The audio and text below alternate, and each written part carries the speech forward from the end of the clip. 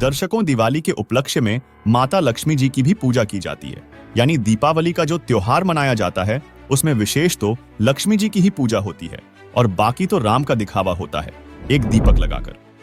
दर्शकों, श्री रामचंद्र जी श्री विष्णु जी ही थे और माता सीता जी स्वयं माता लक्ष्मी जी ही थीं। जब श्री राम जी व माता सीता जी वनवास से वापस अयोध्या आए थे, तब उनके आने की खुशी में घर घर में घी के दीप जलाकर खुशी मनाई गई थी। दर्शकों, 2 वर्ष बाद किसी कारण से माता सीता जी यानी माता लक्ष्मी जी को घर से बाहर भगवान श्री रामचंद्र जी यानी श्री विष्णु जी ने निकाल दिया। उसने वन में कष्टमय जीवन जिया।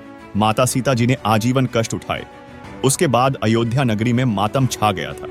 दीपावली नहीं मनाई गई। विचार करो, दिवाली के दिन लक्ष्मी जी की पूजा की जाती है, क्या उसके वन में जाने की खुशी में मनाई जा रही है? कुछ तो विवेक से काम लो। दूसरी बात, श्री रामचरितमानस यानी रामायण ग्रंथ की रचना श्री तुलसीदास जी ने श्री रामचंद्र जी के जन्म के लाखों वर्ष बाद अब कलयुग में विक्रमी संवत 1631 यानी सन 1574 ईस्वी में लिखा था। इसके बाद श्री राम जी की कथा फिर से प्रकाश में आई है। लगभग 100 वर्ष से यानी सन 1924 ईस्वी के बाद दीपावली का पर्व हिंदुओं के अंदर फिर से प्रचलन में आया। विचार करें, द्वापर युग में श्री कृष्ण जी हुए। कहीं प्रमाण दिखा दो कि श्री कृष्ण जी ने या द्वारिका वासियों ने या वृंदावन वासियों ने या मथुरा वासियों ने कभी दीपावली का त्योहार मनाया हो। दर्शकों, इसका कहीं प्रमाण नहीं है कि उन्होंने ऐसे किया हो। इससे स्पष्ट हो जाता है कि ये अब मनमुखी लोगों द्वारा मनमाना आचरण करके केवल प्रदूषण फैलाया जा रहा है। इसलिए ये दीपावली का त्योहार मनाना व्यर्थ है। इसमें कोरा प्रदूषण फैलाना ही है।